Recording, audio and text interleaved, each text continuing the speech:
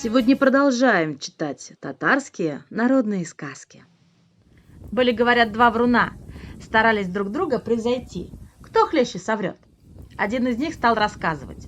Однажды, значит, спустились мы по реке Каме, топливо на пароходе вышло, что делать? Поднялись мы на нашем пароходе в Чистополь и, пройдя по тракту до Альметьевска, загрузили пароход нефтью.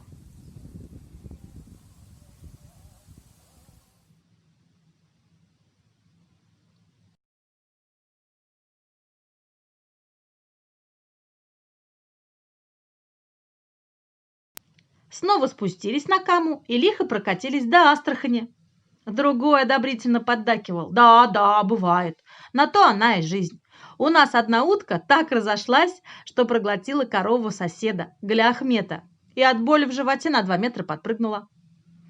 Первый не поверил сказанному. Здорово ты горох рассыпаешь. Такого быть не может. Утка-то, проглотив корову, отяжелела. Где ей прыгнуть на 2 метра? Другой чуть всерьез не обиделся.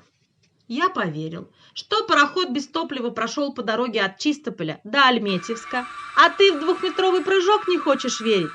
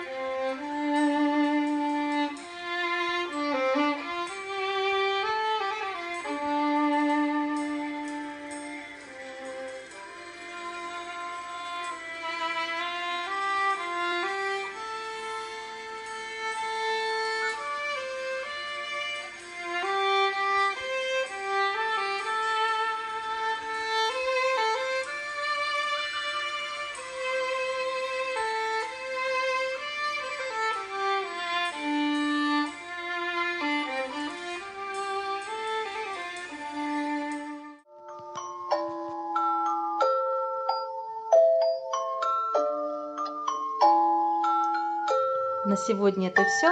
До новых встреч!